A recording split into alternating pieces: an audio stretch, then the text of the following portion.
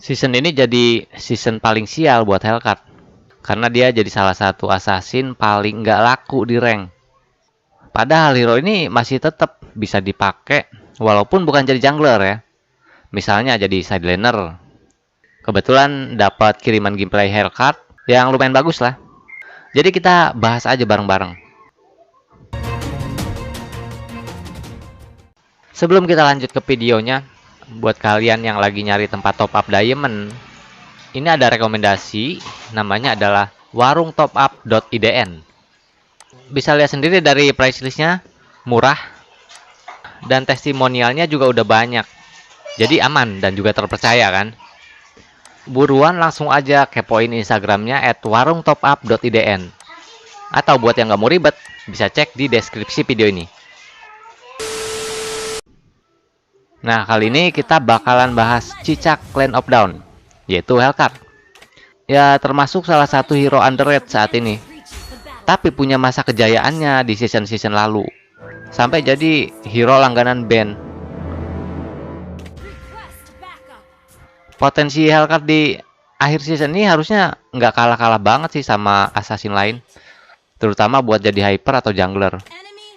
Tapi ya nggak menutup kemungkinan juga buat ditaruh di god lane kayak gini. Tapi sayang banget musuhnya di sini ngepick Nata rumor yang bisa buat ngepres Hellcat di awal-awal game. Gaya main Hellcat itu kan berusaha semaksimal mungkin buat imbangin bahkan unggulin dari early game sampai ke mid game. Tapi karena di sini dia jadi sidecore dan Hellcat-nya yang dipres, keuntungan juga sih buat si hyper kita.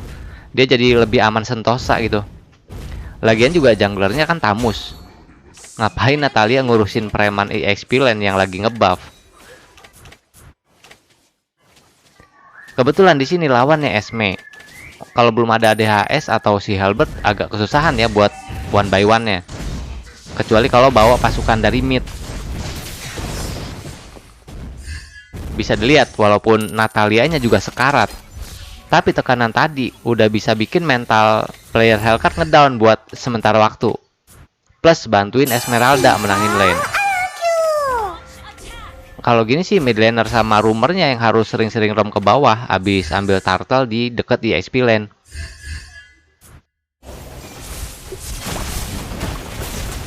Nah, bagus banget di sini Esme-nya ke take down. Dan ada space Hellcat buat farming.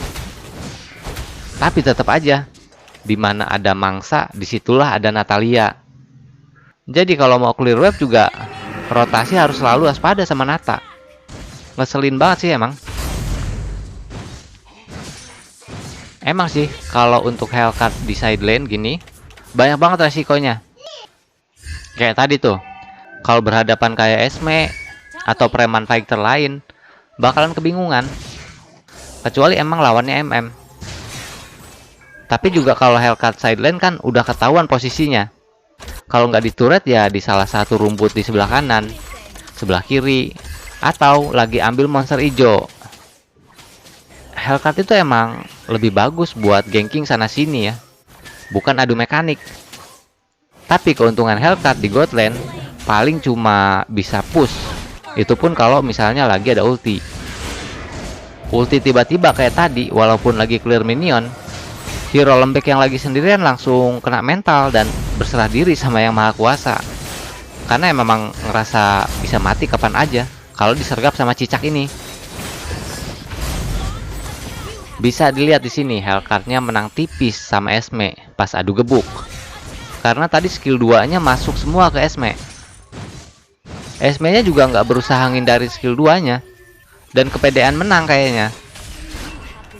Dan tadi jangan ditiru ya. Udah tahu sekarang tapi masih ambil minion.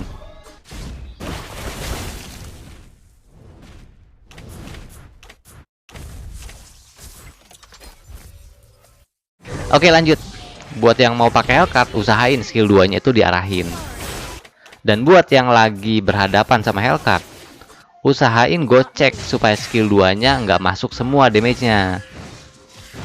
Kalau dilihat dari resiko, Hellcat itu bagusan dijadiin jungler atau hyper. Kelebihannya farming atau ngebuffnya cepet. Terus mobilitasnya didukung skill 1. Terus ultinya juga bagus banget dipakai buat ganking. Tapi harus pastiin kalau target yang mau di ganking itu offside. Atau minimal ada yang nge-TB-in turret buat si Hellcat.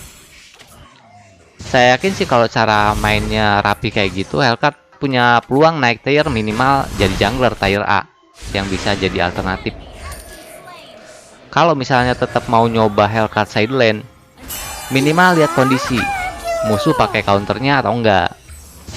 Terus turretnya gampang dijebolin nggak sama formasi musuh dari draft picknya.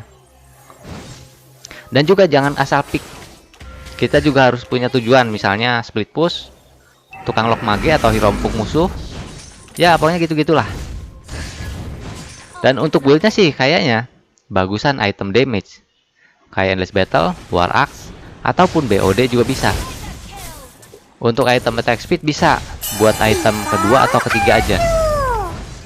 Dan item defense-nya seperti biasa buat slot terakhir aja.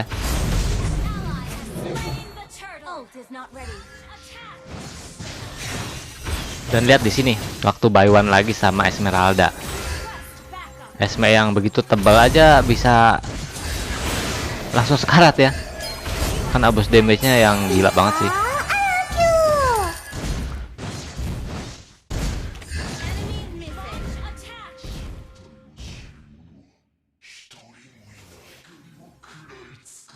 Sekarang udah di mid game, item pertama udah pada jadi dan lagi OTW item kedua.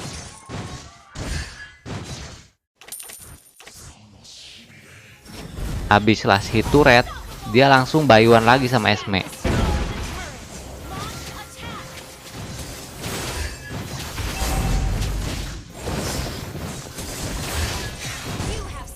Baru jadi Endless Battle aja skill 2 full stacknya langsung segitu. Makanya kalau ketemu Hellcat gini mending beli armor. Minimal beli brute force ya. Kalau MM DPS sih mending beli won sih.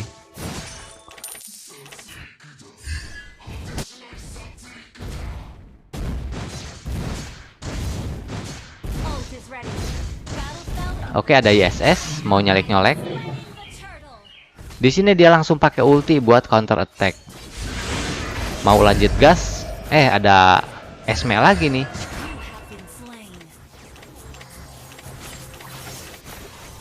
Skip lagi sampai menit 8:12.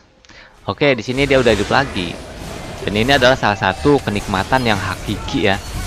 Sekali silent langsung dapat 3 target. Walaupun yang mati cuma 1, tapi nggak apa-apa. Daripada nggak dapet sama sekali. Tetap bersyukur. Dan juga di follow up sama Glow dan juga Balmonnya. Hasilnya ISS sama Luoi juga mati. Tapi Glow-nya juga mati itu ya. Bentar lagi mau memasuki babak late game, dimana musuh udah pada beli macem-macem armor. Oke, mati lagi tadi ya gara-gara nekat mukil ke Dairotnya. Tapi tetap untung karena Balmon dapetin inner turret di mid.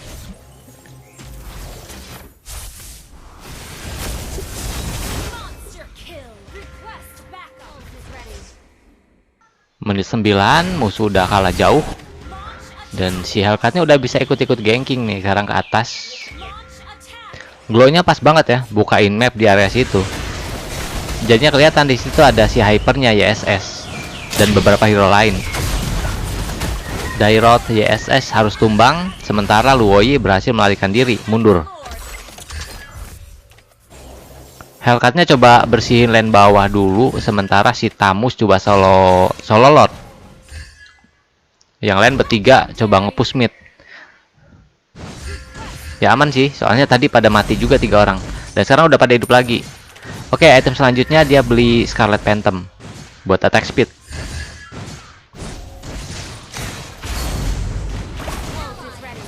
Dan oke ya, di sini lordnya berhasil diamankan.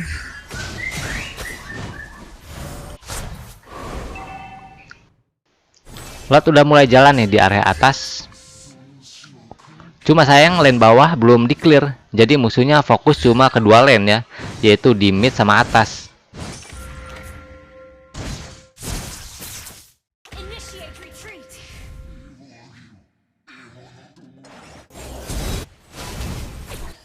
Glow udah inisiasi duluan nih. Tapi di sini dia nunggu momen dulu buat maju. Karena menurut dia belum bisa. Jadi mundur aja dan coba nge-push atas. Mumpung Lordnya masih seger. Oke, dapat. Dan bisa dilihat damage Hellcat ke hero tipis. Sekali combo, sisa satu colekan lagi. Walaupun gak mati, tapi bisa bikin musuh ngedown. Dan kesempatan menang makin gede. Dan singkat cerita di sini musuhnya satu persatu mulai rata. Dan pertandingan berhasil dimenangkan.